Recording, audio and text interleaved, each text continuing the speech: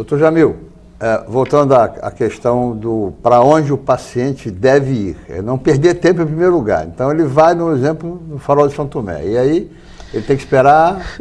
Não, aí é o seguinte, ele vai chegar no posto de atendimento, de repente vai dispor de um eletrocardiograma, mas não vai dispor de um tratamento adequado naquele local. Então ele tem que ser removido para um hospital de um porte maior. Em geral ele vem e passa pelo Hospital São José, se não me engano. É o hospital que está no meio do caminho. Aí leva algum tempo até tentar fazer um diagnóstico, fazer um eletrocardiograma, fazer um exame de sangue e perdeu mais tempo. Depois ele vai acabar chegando em uma UPA no Hospital Ferreira Machado, isso já se foram 4, 5, 6 horas. E depois disso vão chegar a ligar para um hospital de uma estrutura maior, tipo Aurovim, tipo Santa Casa, ou Beda, ou Prontocar, e diz, olha, tem um paciente infartado aqui, preciso que faça algum procedimento. E o que acontece é que muitas vezes você não dispõe do leito adequado, e hoje, eu não sei se estou misturando um pouco as coisas, mas hoje existe um problema muito sério, o seguinte, que nós não temos, nós, profissionais que estamos na ponta, que fazemos o tratamento especializado, nós não temos mais a gestão sobre o nosso leito hospitalar.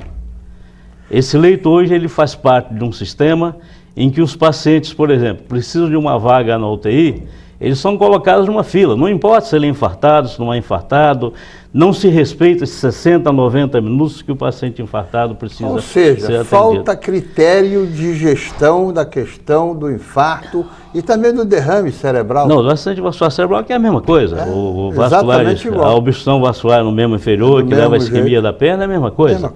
Nós aqui estamos falando uma coisa que vale para o paciente isquêmico, de um modo geral. Porque o problema é o seguinte, para o nosso telespectador entender, existe uma central, que o Dr. Jamil está se referindo, é uma central de regulação. Essa central de regulação é bom que exista, até para ninguém passar na frente de ninguém. É louvável. É louvável. Só que ela teria que ter, não tem, critérios definidos e claros. É infartado? É um derrame cerebral? Esse paciente tem prioridade, tem que ter prioridade imediata, sem discussão, sobre o paciente que está precisando de UTI, mas que está com pneumonia, ou que está com uma doença sistêmica, tipo diabetes descompensado. Precisa de UTI? Precisa. Só esse que tem o diabetes descompensado, por exemplo, ou tem um problema de insuficiência renal, ou tem uma pneumopatia, ou uma insuficiência respiratória aguda, esse tem que ser entubado, evidentemente, ele tem menos urgência do que o infartado, do que o paciente com derrame. Então deveria haver critérios seletivos. É isso que o Dr. Jamil está propondo. Passar por cima de ninguém, não. É não deixar ninguém morrer, não. Ele está propondo o seguinte, esse pode ser salvo, se for atendido agora. Esse também, o outro poderá ser salvo, mas não há essa urgência de atendimento em 60 minutos, no máximo em 90 minutos. É isso que o gestor, né, Jamil, precisa entender, de que tem que mudar os critérios seletivos. Não, e vejam o seguinte, se nós analisarmos 100 pacientes infartados, desses 100 pacientes infartados, uma vez atendidos e feito um eletrocardiograma, que hoje deve ser feito em 10 minutos, nós temos condição nesses 10 minutos de direcionar esses pacientes. E 60% desses pacientes, eles podem ser mantidos em observação por 24, 48 horas. Os outros 30, 40% que são infartos que necessitam de uma abordagem imediata. E o que nós vemos é o seguinte, nós temos na cidade toda a estrutura capaz de fazer esse atendimento da melhor qualidade. Tanto que quando nós falamos desses problemas, falamos que há necessidade de racionalizar o atendimento. Há necessidade de fazer com que este paciente ele não vá perdendo tempo em todos os locais que vai passando sem solução.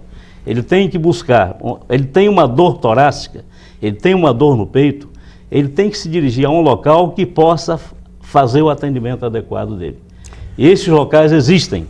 E não recebem esses pacientes em tempo... Não chegam em tempo. Eles não chegam em tempo, eles chegam tardiamente e nós temos muito essa pouco que é a questão fundamental, não chegam em tempo. Então é o seguinte...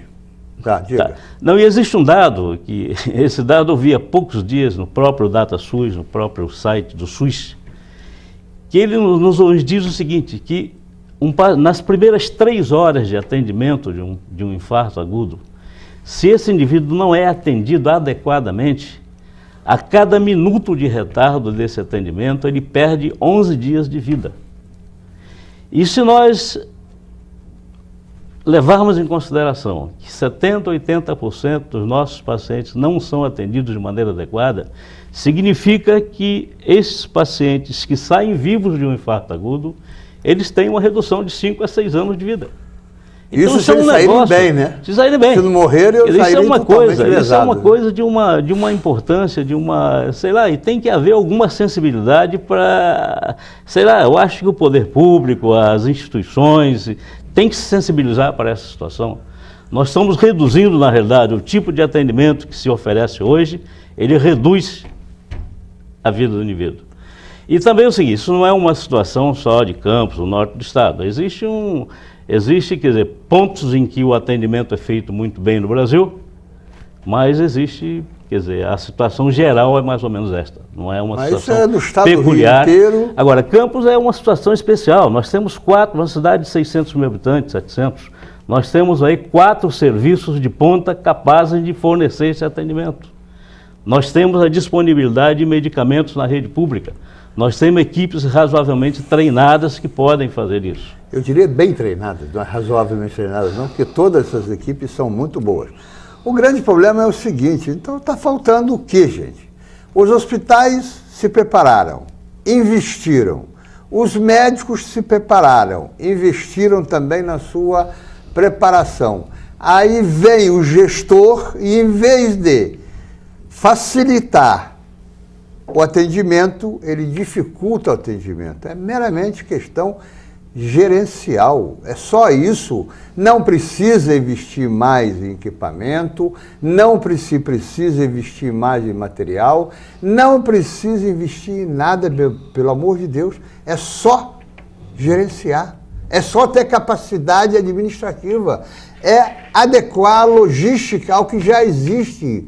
Isso chama-se critérios de seleção do paciente que precisa de atendimento rápido e aquele também que precisa de atendimento, mas menos urgente, ser colocado em outra fila. Eu acho que tem que ter 2 filas. Não, hoje, inclusive, não, sim, hoje eu tenho tido situações assim, do paciente chegar na minha porta, dentro do Hospital Álvaro Alvim, chegar na porta, infartado, e eu não poder colocar o indivíduo na sala, eu em 10 minutos poder resolver a vida dele, mas eu estaria cometendo uma irregularidade burocrática e já fui punido por fazer isso. Porque você então, tem um leito disponível, mas não pode usar. Não posso usar porque esse leito não tem minha gestão. Está na central de regulação. Quer dizer, hoje eu recebo todos os dias um colega que liga assim, eu estou aqui com um paciente infartado, chegou a meia hora aqui, a 30 minutos e tal, me arranja uma vaga. E eu respondo o seguinte, eu estou disponível para resolver o problema. Só que eu não tenho leito disponível, nem posso bypassar o sistema de regulação. Ele tem que entrar numa falta de gestão, de coerência, de bom senso, de razoabilidade. E veja o seguinte, eu acho que nós poderíamos fazer em Campos, a gente já discutiu muito isso, já vem discutindo muito, fazer um sistema de atendimento invejável para exportar para outras regiões. E Campos é uma cidade que é uma planície, os hospitais centrais estão no centro do município. Em 1 hora nós conseguimos chegar do extremo do município, no hospital central. Isso quer dizer, se não for de ambulância Pocotó, né? Porque se for de ambulância Pocotó, leva mais de 1 hora. Mas existe ambulância que não acaba mais, existe postos de atendimento espalhados por todo o interior. Nós vamos encerrar esse bloco, Jamil, então, e vamos partir para o 3º bloco. Continue conosco, não perca o 3º bloco desta entrevista altamente esclarecedora em relação ao atendimento.